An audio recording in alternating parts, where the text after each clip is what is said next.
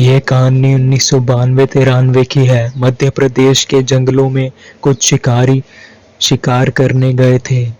उन्हें ठहरने के लिए कोई जगह चाहिए थी रात के लिए। तभी उनमें से एक ने सुना था कि यहाँ एक डाक बंगला है जो सालों से खाली है। दिन भर शिकार करने के बाद वो सब अपने साथी के बताए हुए रास्ते पर चलते हुए उस डाक बंगले में पहुंच जाते हैं। वह डाक बंगला काफी बड़ा था। सारे शिकारी उस डाक बंगले के अंदर चले जाते हैं। वो सब एक कमरे को साफ करते हैं, फिर खाना खाकर ताश खेलने लगते हैं। ताश खेलते खेलते काफी रात हो गई थी। सभी खेल खत्म कर सोने लगते हैं। एक आदमी को नींद नहीं आ रही थी। वो खड़ा होकर खिड़की के पास चला जाता है, बाहर के नज़ारे देखने लगता है। वो थोड़ी देर के लिए खिड़की से नज़र हटाकर अपनी बंदूक को देखता है। उसे अपनी बंदूक बड़ी प्यारी थी। वो जैसे ही अपनी बंदूक से नज़र हटाकर खिड़की की तरफ देखता है तो घबराकर पीछे हट जाता है। वो देखता है कि खिड़की से एक जला हुआ हाथ अंदर आ रहा है। वो अपने दोस्तों को सारी बात बताता है।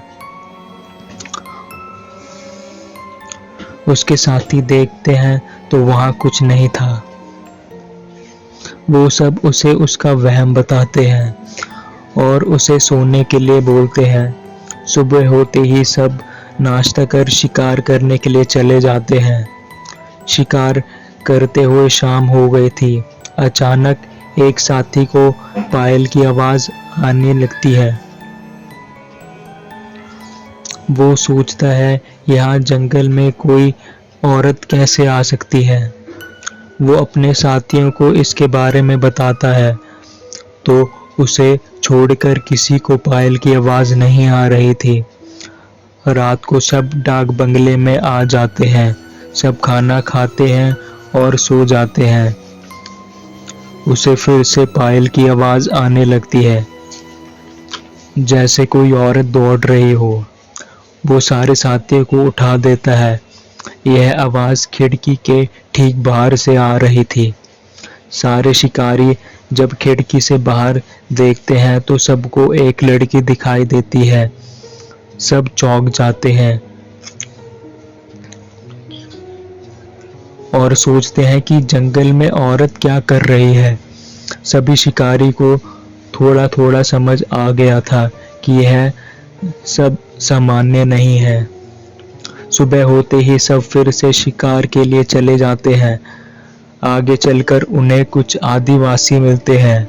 आदिवासी शिकारी से पूछते हैं, हमें पता चला है कि तुम लोग कुछ दिनों से इसी जंगल में रह रहे हो।